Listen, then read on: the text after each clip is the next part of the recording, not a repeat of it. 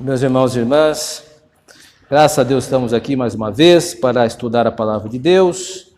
Hoje é dia 2 de junho de 2021 e o tema de nosso estudo hoje é o que é oração.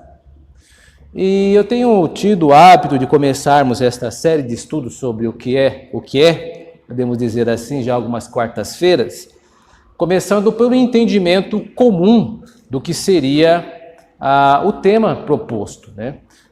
E um dos meios que podemos fazer isso é através de um dicionário, né? O dicionário, eu tenho sempre repetido que ele tem o mérito de tentar captar o sentido das palavras expressas por uma geração. É para isso que se serve o dicionário. Se você pegar, por exemplo, um dicionário de 1950, você verá que algumas palavras vão ter mudado o sentido, não só o sentido e a forma. Nós sabemos disso, por exemplo, a palavra farmácia, que antigamente é escrita com PH.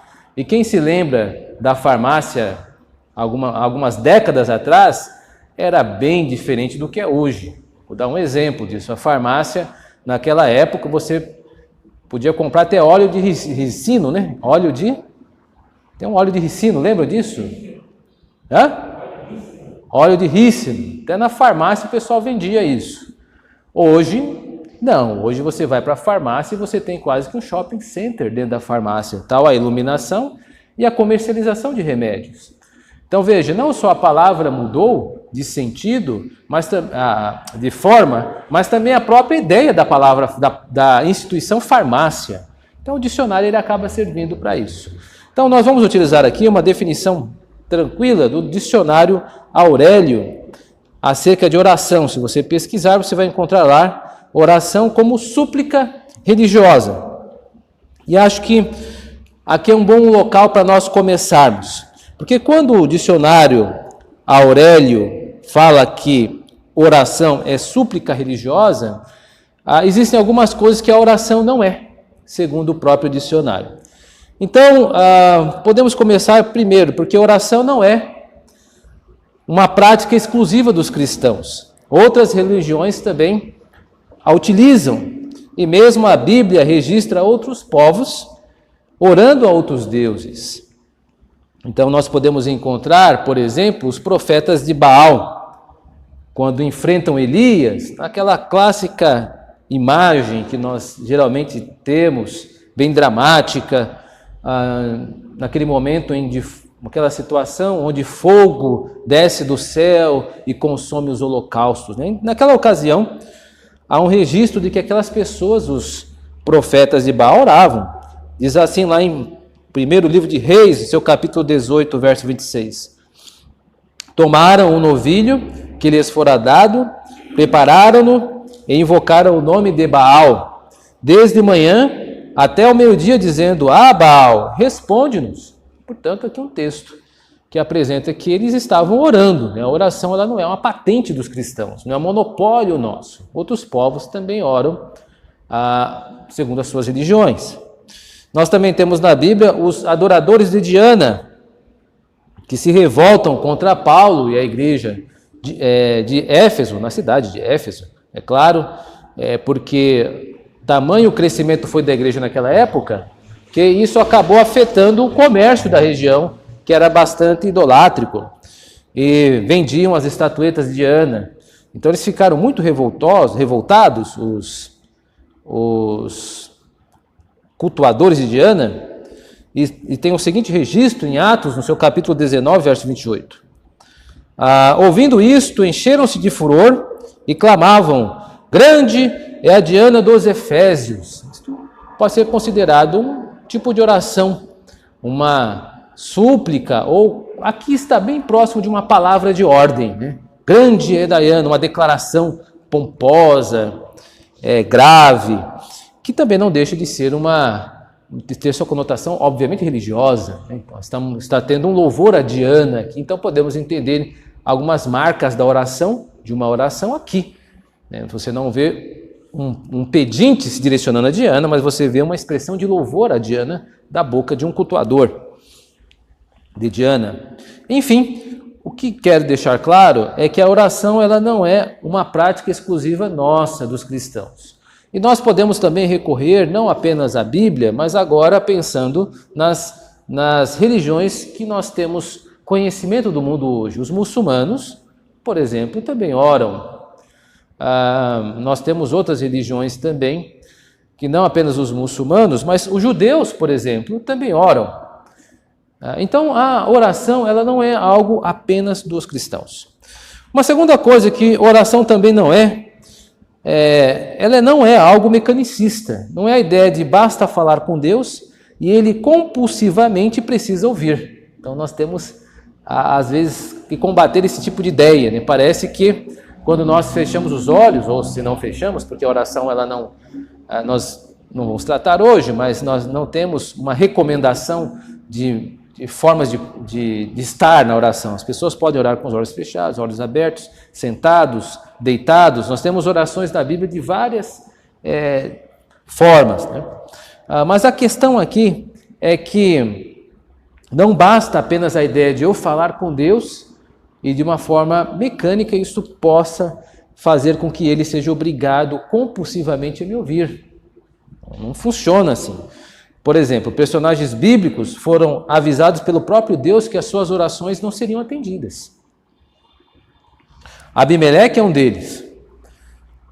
Ao ser avisado por Deus, Abimeleque, né, que estava para contrair matrimônio com uma mulher casada, que era Sara, isso se encontra lá em Gênesis capítulo 20, Abimeleque é instado por Deus a pedir que Abraão ore por ele. E está lá no versículo 7 do capítulo 20 de Gênesis. Agora, pois, restitui a mulher a seu marido, pois ele é profeta e intercederá por ti e viverás. A pergunta é, não seria muito mais fácil, digamos assim, Deus falar, olha Abimeleque, eu reconheço que você é uma pessoa justa, você não tomou Sara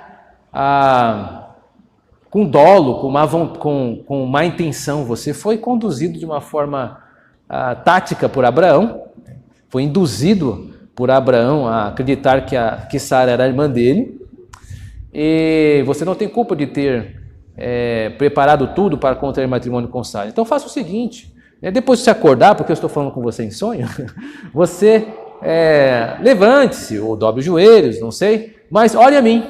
Deus não faz esse tipo de requisição a Abimeleque. Ele pede para Abraão, né? Pede para que Abimeleque vá até Abraão para que Abraão ore por ele. Deus não aceitaria a oração de Abimeleque, mesmo declarando as boas intenções de Abimeleque. Então veja que não são as boas intenções que vão fazer com que Deus nos ouça. Existem alguns critérios que vão ficar mais claros à medida do estudo, mas é bom ver que na Bíblia Deus não dá autorização para todos orarem e a ideia de que todos serão ouvidos. Abimeleque, por exemplo, é um caso. Vamos ver um outro caso, que são os amigos de Jó. Deus também não aceita a oração dos amigos de Jó. Embora Deus apareça também para os amigos de Jó, lá na altura do capítulo 42, Deus não autoriza eles a orarem a ele.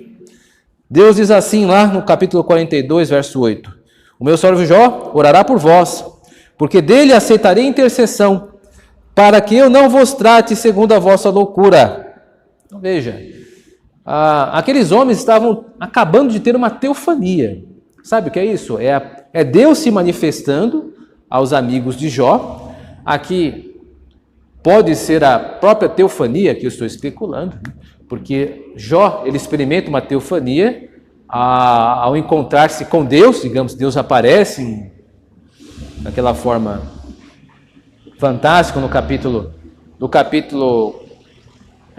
40 em diante, fala com ele, e nós encontramos Deus humilhando Jó, aparecendo para ele, uma forma que ele poderia falar, né, com voz humana, então é uma teofania. E da mesma forma, Deus, depois de falar com Jó, fala com os amigos de Jó, mas não autoriza os amigos de Jó a falarem com ele. Não seria mais fácil Deus falar assim, olha, vocês que agiram mal, dobrem o joelho agora e orem a mim? Não falar isso, não vou nem aceitar a oração de vocês, falem para Jó orar por vocês. Então existem algumas pessoas que Deus não habilita a orarem a ele, nem que vejam a Deus, que é o caso dos amigos de Jó, que eles viram, encontraram Deus, algo espetacular, poucas vezes acontece na Bíblia, essas teofanias, e mesmo sendo objeto de uma teofania, eles não foram credenciados a orarem por si só. Pois veja, então nem sempre a oração, orar, é a garantia que seremos ouvidos, né? Isso é uma questão interessante. Existem alguns personagens que oraram e Deus não os atendeu. Então parece que a oração, para ser aceita por Deus, precisa de algum requisito. Nós vamos ver no decorrer do estudo quais são esses requisitos. Então agora, de posse dessas ideias um pouco gerais acerca de oração, vamos adentrar mais para conceitualizar dentro da Bíblia o que é oração. Vimos que a oração, segundo o dicionário Aurélia, é uma expressão de falar com Deus e que não é patenteada apenas da religião cristã, não pertence apenas à religião cristã, mas outras religiões também utilizam-se desse expediente de oração, ainda que tenham outros deuses. A ideia é de falar com Deus ou falar com deuses. Esta é a ideia básica da oração. Agora vamos ver o que é oração segundo a Bíblia, né? O que é oração? Bom, pode-se responder essa pergunta da seguinte forma: oração é o ato de nos direcionarmos a Deus. O que mudou? Mudou porque agora eu estou falando com vocês. Eu estou falando dentro da nossa ideia cristã. Eu estou falando a cristãos e a cristãs. Então, eu estou me reportando à ideia do Deus cristão, de um Deus pessoal. Por exemplo, quando nós falamos do Aurélio ali, sobre súplica religiosa, algumas religiões têm um Deus que não é pessoal, que é um Deus que é muito excelso para poder se comover, por exemplo. Algumas religiões que pensam assim, ou intervir. Não é o caso dos cristãos. Nós oramos a um Deus que está disposto a nos atender. A Bíblia preocupa-se em demonstrar que as pessoas podem fazer orações. E a oração pode ser feita de formas diferentes. Por exemplo, pode ser feita audivelmente. E aí eu vou citar aqui algumas maneiras que nós podemos orar. E aí nós vemos aqui a seguinte expressão de oração. Em Gênesis capítulo 21, verso 17, diz assim: Que tens, Agar? Não temas, porque Deus ouviu a voz do menino daí onde está.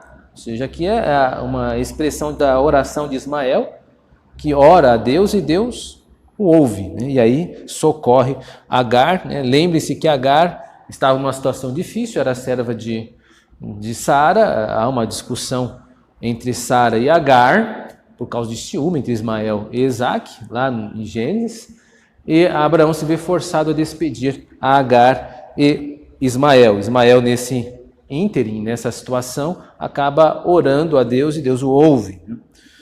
Então Deus ouviu a voz do menino Ismael. A oração, então, pode ser feita de forma audível, e a oração também pode ser feita em pensamento. E aqui um texto bem clássico, em Neemias, capítulo 2, verso 4 a 5. Disse-me o rei: que me pedes agora?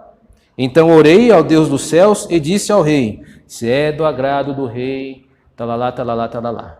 A questão aqui é que o rei faz uma pergunta de chofre a Neemias, que é o copeiro do rei, está na corte do rei, ele está entristecido, e o rei pergunta: o que quer que eu te faça? E nesse mesmo momento, Neemias faz uma oração em pensamento: Deus me ajude aqui, mas em pensamento, ele é ouvido, né? Porque nós, lendo o livro de Neemias, vemos que a petição de Neemias foi acatada pelo rei. Então a oração pode ser feita em pensamento. A oração pode ser feita por escrito, e aí nós temos os salmos que mostram isso. Eu só recortei aqui o Salmo 86, verso 1, que diz assim: oração de Davi: inclina, Senhor, os ouvidos e responde-me, pois estou aflito e necessitado. Esta aqui é uma oração feita por Davi, está por escrito. Nós temos isso, e é uma oração que deveria ser cantada, né? Porque é um salmo. Davi fez para que fosse musicalizada. Então as orações podem ser musicalizadas também. E aliás, este é o entendimento dos hinos e cânticos de nossa igreja. Eles são orações cantadas. Então nós, quando igreja, nós nos reunimos e entoamos canções a Cristo, que são orações a Cristo.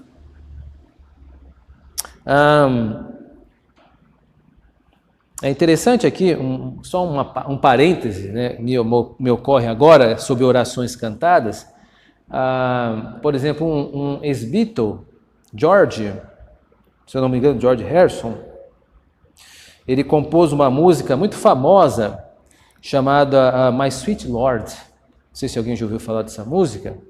E essa música ganhou as paradas de sucesso na época que foi criada e apresentada.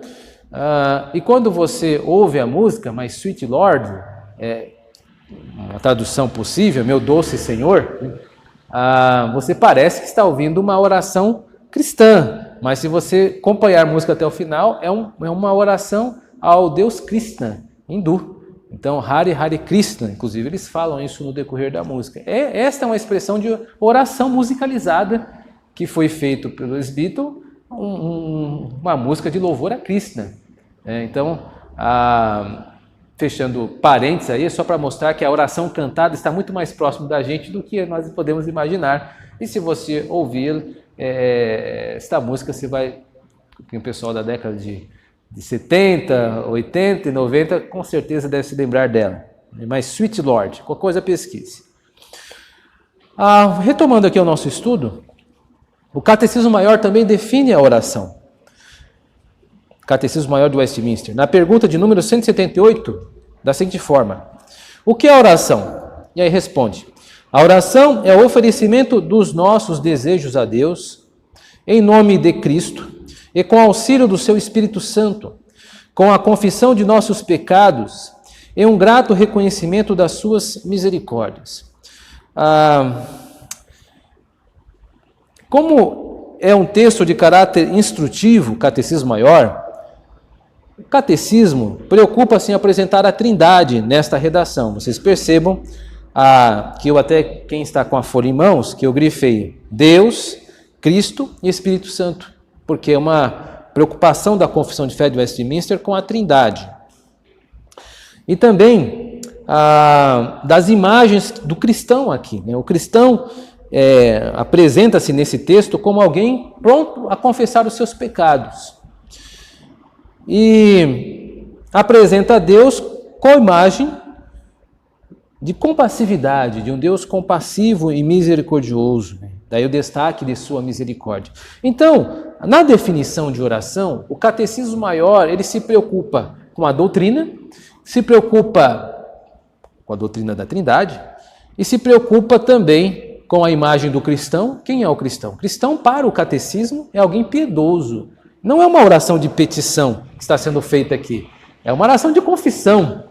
Embora na própria redação diz que nós oferecemos os nossos desejos a Deus, mas não para não dar a ideia de que Deus transformaria-se em um tipo de mordomo, a confissão equilibra, dizendo que existem orações que devem ser feitas de confissão também. Então, uma forma dos redatores do Catecismo Maior demonstrarem sua preocupação com a doutrina e com a imagem do cristão e a imagem de Deus. Agora, deixando as definições um pouco mais de lado, nós já trabalhamos com ela, a definição de oração pode ser apresentada podemos definir oração de várias formas, estamos definindo como nós nos dirigimos ao Deus cristão, né, porque somos cristãos. E aqui nós apresentamos uma proposta de definição do Catecismo Maior de Westminster, que tem uma definição preocupada com doutrina e com a imagem de cristão e de Deus. A que eu apresentei inicialmente foi mais uma definição, uma proposta de definição um pouco mais simples para a gente desenvolver aqui o nosso estudo. Agora, um segundo item que eu coloco em destaque, fora a definição, é que Deus deseja que orem a Ele. Jesus Cristo expressou isso de várias formas. Por exemplo, quando Ele diz sobre a oração persistente: pedi e dar-se-vos-á, buscai e achareis, batei e abrir-se-vos-á. Isso está lá em Mateus, em seu capítulo 7, verso 11. Em Lucas, capítulo 18, verso 1, tem a parábola do juiz iníquo, né? Disse-lhe Jesus uma parábola sobre o dever de orar sempre e nunca esmorecer. E aí no final, dessa parábola, no verso 7, está assim: não fará Deus justiça a seus escolhidos, que a ele clamam dia e noite, embora pareça demorado em defendê-los? Uma pergunta retórica. Será que Deus não fará justiça? É claro que fará. E nós oramos para isso, para que Deus faça justiça. E é interessante que Jesus Cristo, ele destaca a aparente morosidade de Deus. Cristo assume isso, ainda que pareça demorado. Ou seja, ainda que a oração possa não ser atendida no tempo em que você orou, isso não quer dizer que você não deva orar. Aliás, o fato de nós não sermos atendidos não é um impeditivo, ele é um elemento que nos motiva a orar mais, a insistir mais. Então, nós precisamos, quando orarmos, tentar vencer estas barreiras. A aparente não resposta de Deus, a aparente, entre aspas, morosidade que Cristo aponta no texto, ela apresenta-se para nós como um exercício de fé. É muito difícil, é mais difícil, aliás, para nós orarmos e com essa aparente morosidade de Deus, mas seria muito mais fácil nós orarmos logo ocorressem as coisas. Aí seria simples orar. Orar seria uma delícia, não é mesmo? Você oraria, ó Deus, preciso disso, daqui a pouco aparece. Ó Deus, eu preciso daquilo, daqui a pouco aparece. Bom, aí nós criamos uma relação de consumidor com Deus. Não é mais uma relação de amor, uma relação com outras qualidades que não consumo. Então é interessante que Cristo apresenta isso para nós. Um terceiro item que eu creio que é necessário pensarmos sobre essa questão da oração é como a oração deve ser feita em nome de Jesus. E aqui eu quero responder aquela primeira pergunta, aquela primeira impressão que nós começamos na introdução, que é a ideia de que a oração, para ser respondida, precisa de alguns requisitos. E o requisito principal e essencial para que a nossa oração seja atendida é que ela seja feita em nome de Jesus Cristo. A pergunta é: o que significa fazer uma oração em nome de Jesus Cristo? Uma pesquisa por alguns teólogos muito estimados, eu encontrei aqui, justiça seja feita, a Teologia Sistemática de Wayne Grudem, uma definição que nos ajuda aqui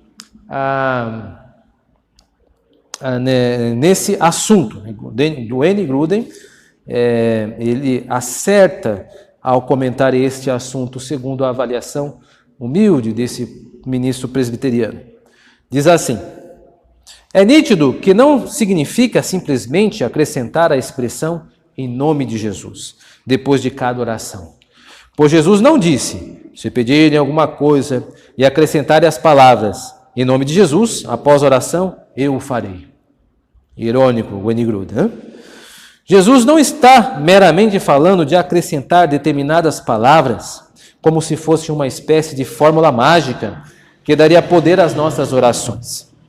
Então, olha só que interessante. Grudem, ele toca um ponto, eu creio que essencial para nós. Nós devemos tomar cuidado na maneira como nós oramos e na maneira em que nós até mesmo utilizamos essa expressão em nome de Jesus Cristo. Quem tiver esse livro, a Teologia Sistemática de Grudem, é interessante ver como ele trabalha nessa redação, apontando que, aliás, fazendo um levantamento das orações do Novo Testamento, nenhuma oração feita no Novo Testamento termina em nome de Jesus Cristo. Nenhuma. Porque não é uma fórmula de oração a expressão em nome de Jesus. Nós precisamos fazer esta oração, usar esta expressão de outra forma, e o Wayne Grudem joga a luz no próximo parágrafo que eu vou ler. Grudem passa a argumentar que a expressão em nome de Jesus geralmente estava associada à ideia de autoridade em fazer algo. Exemplo: em nome de Jesus Cristo, o Nazareno, anda. Quem disse isso é Pedro ao mendigo da porta do templo. Isso está em Atos capítulo 3, verso 6. Então, a oração em nome de Jesus é, portanto, oração que se faz com a autorização dele. Então, quando nós oramos em nome de Jesus Cristo, significa que esta oração eu estou fazendo debaixo da autoridade do meu mediador. Então, quando eu digo assim, Senhor, ou quando eu oro a Deus e passo a esta impressão ao Senhor, faça-se assim, em nome de Jesus Cristo, com a autoridade de Jesus Cristo eu te peço. Veja que a a oração toma outros contornos. Você não vai pedir um milkshake com a autorização de Cristo Jesus. Você não vai pedir coisas pequenas. Você não irá apresentar-se a Deus numa oração leviana, é isso que eu quero dizer. Orar por qualquer coisa. Você vai apresentar coisas importantes e sérias e graves e na autoridade de Cristo. Ou seja, você precisa conhecer a Cristo para falar de Cristo, para ter sua autoridade. Lembra daquelas pessoas que tentaram expulsar um demônio no livro de Atos, né? Eles foram expulsar e disseram assim: saia em nome de Jesus que Paulo prega. E o endemoniado diz: olha, eu conheço Paulo, dá licença, eu conheço Jesus, mas eu não sei quem são. E começa a bater neles. E uma surra bem merecida, diga-se de passagem. Não que nós devemos mostrar favoritismo pelos demônios nessa situação, mas que essas pessoas que estavam usando o nome de Cristo indevidamente estavam fazendo isso de uma forma muito incorreta. E nós também estaremos agindo de forma incorreta se nós não atentarmos a isso. Nesse mesmo texto muito bom de Wayne Grudem, ele vai inclusive apresentar algumas opções para que nós tentemos fugir dessa expressão que acaba assim soando como uma fórmula mágica, depois de todo final de oração, em nome de Jesus Cristo. Em nome de Jesus Cristo. Não que você não deva fazer, porque nós vamos continuar fazendo, mas que possamos ser cuidadosos com essa expressão e colocá-la de alguma forma no meio da nossa oração para mostrar que é alguma coisa mais natural da oração do cristão, a ideia dele orar com a autoridade de Cristo. Por exemplo, ó Deus, tu sabes que estamos aqui sob a autoridade do teu Filho, por isso lhe pedimos, ajuda-nos. Amém. É uma oração feita em nome de Jesus. Eu não usei a expressão em nome de Jesus, mas eu citei no corpo da minha oração a ideia de que eu estou fazendo algo sob a autoridade de Cristo. Está vendo que nós podemos ser cuidadosos na oração? Isso não é uma dica minha, tem que se dar crédito ao Wayne Grudem, o que eu faço agora. Um quarto item que é interessante também sobre oração é que a oração nos auxilia a conformarmos com a vontade de Deus. E aqui eu tirei alguns auxílios de um outro teólogo chamado Oscar Cullmann. E ele, em um livro sobre a oração no Novo Testamento, dá algumas ideias interessantes sobre isso. Devemos orar, mas mesmo em meio às nossas aparentes necessidades, desejos e urgências, entender que tudo ocorrerá pela vontade de Deus. É isso que nosso Senhor nos mostrou no Getsemane. Meu Pai, se possível, passe de mim este cálice. Todavia não seja como eu quero, e sim como tu queres. Mateus capítulo 26, 39.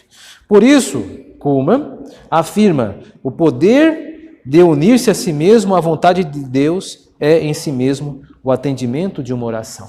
É interessante aqui como Cullmann apresenta isto. A ideia dele é que Cristo, ele fez uma oração, mas confrontando o seu desejo com a vontade de Deus e apresentando subordinação à vontade de Deus. Seu desejo está subordinado a Deus. E dizendo, todavia não seja feita a minha vontade, mas a tua. Irmãos, esta é uma justificativa muito dolorosa que às vezes nós colocamos em oração, porque o ímpeto nosso é que as coisas funcionem conforme nós estamos sentindo o calor da situação. Veja, por exemplo, uma situação hipotética, mas que vivenciada por muitos irmãos. A pessoa está desempregada, estamos em meio a uma grande crise sanitária. É natural que a pessoa deseje um emprego, meu Deus do céu. Ela quer um sustento. O que pode ser mais legítimo para uma pessoa adulta do que pedir o pão de cada dia e estar disposto a trabalhar por ele? E é totalmente legítimo que ele clame com todas as forças que Deus abra as portas de emprego, conforme nós usamos essa expressão. Agora, depois de ele orar, explicar necessidade, aí ele diz, Senhor, mas não seja feito como eu quero, mas seja feita a tua vontade. Mesmo vendo o armazém, o armário vazio, a geladeira vazia, a situação complicando, e mesmo assim ele sendo-se obrigado a conformar-se, a falar, Senhor, mas que seja feita a tua vontade. Veja, que situação difícil, né? E é isso que o Senhor, de algumas maneiras assim, que Deus por vezes testa a nossa fé. A nossa fé se encontra expressa nesses micro Getsêmanes que enfrentamos na vida, né? Nós não enfrentamos talvez um macro Getsêmane como Cristo enfrentou, crucial para redimir a humanidade, mas nós temos os nossos Getsêmanes, micro Getsêmanes, que também são dolorosos, difíceis e que às vezes nós temos que passar por eles, né? A oração, portanto, ela nem sempre o atendimento da oração nem sempre é a sua petição sendo encontrada, mas o próprio fato da sua vontade se conformar com a vontade de Deus. É uma resposta de oração, mesmo que Deus diga não. Há uma outra questão, e aqui há um quinto setor que eu separei nesse estudo, é que algumas pessoas fazem objeção à oração. Então eu coloquei poucas, mas eu creio que catalisam a impressão da maioria.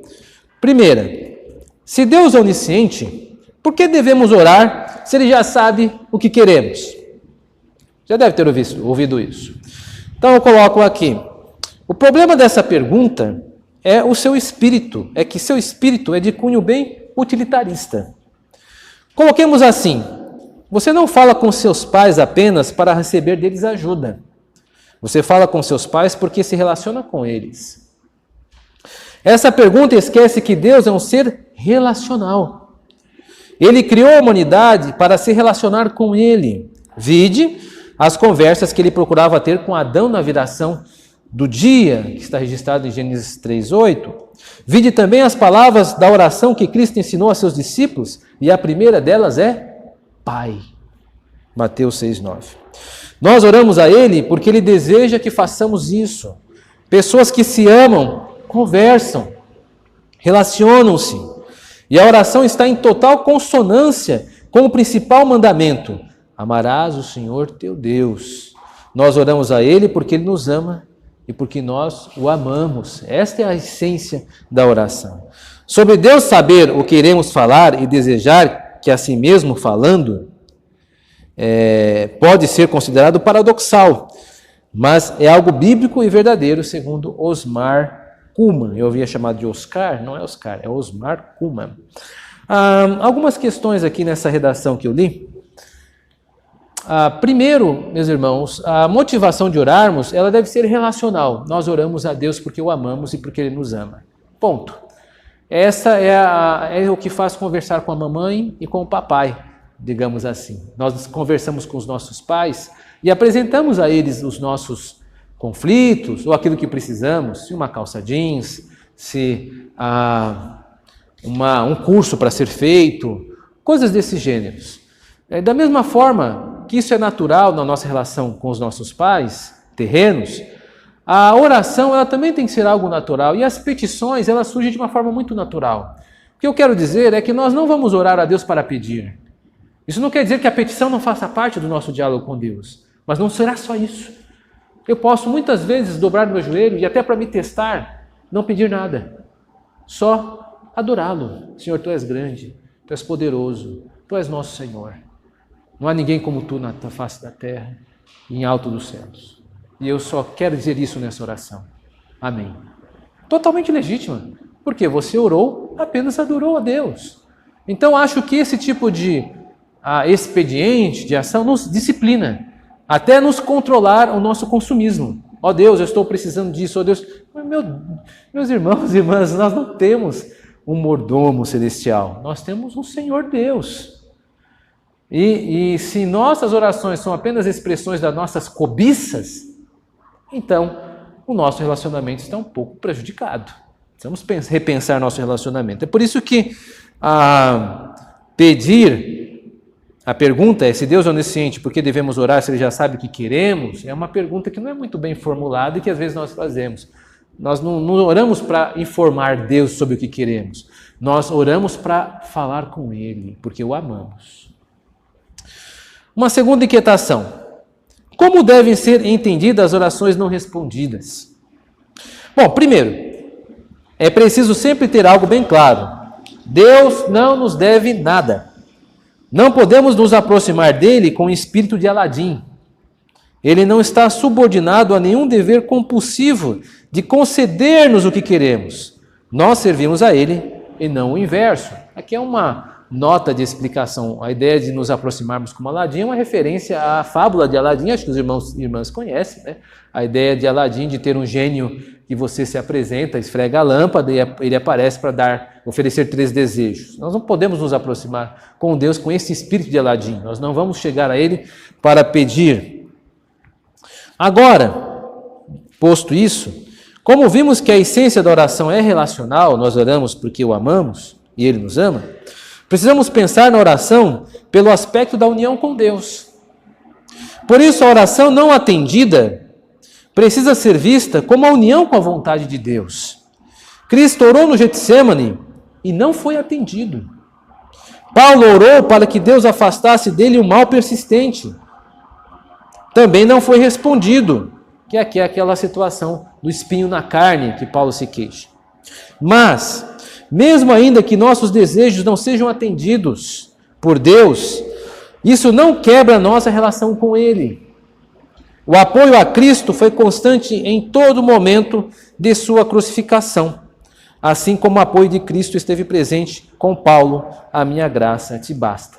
Então é interessante este aspecto, e aqui eu também quero dar crédito a Osmar Cullmann. Eu acabei não registrando no texto escrito, mas estou aqui registrando no meu texto oral, de que esse pensamento, esta argumentação pertence a Osmar Cullmann no seu livro Orações no Novo Testamento.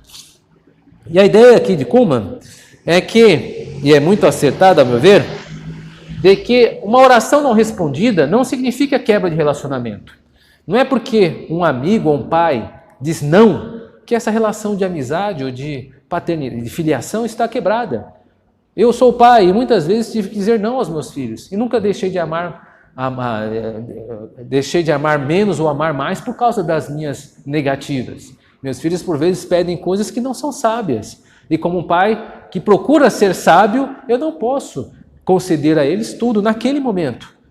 Mas entendo a aflição, entendo o coração deles. Embora eles possam não entender o porquê não estou atendendo às suas aparentes justas reivindicações. A questão é que Deus, da mesma maneira, o fato de Deus não nos conceder aquilo que queremos, no momento em que queremos, segundo as nossas reivindicações, não significa que Ele nos ame menos.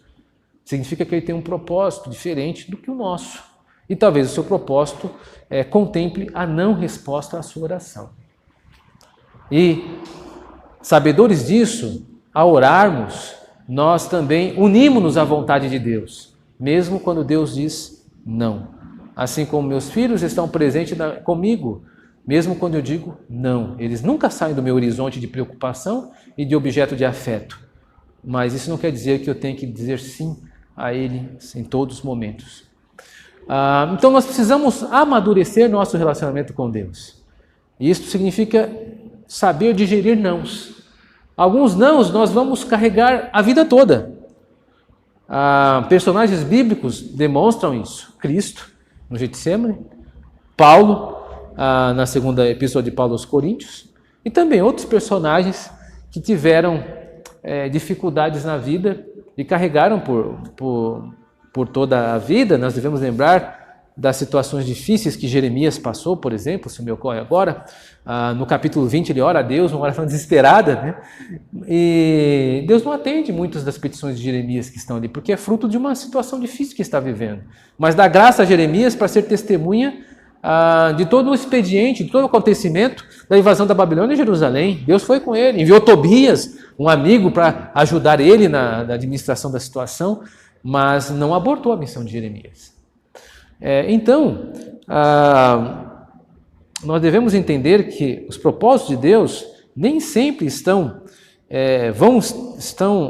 preocupados em satisfazer as nossas necessidades imediatas e que, por vezes, esse relacionamento com Deus irá nos levar a digerir,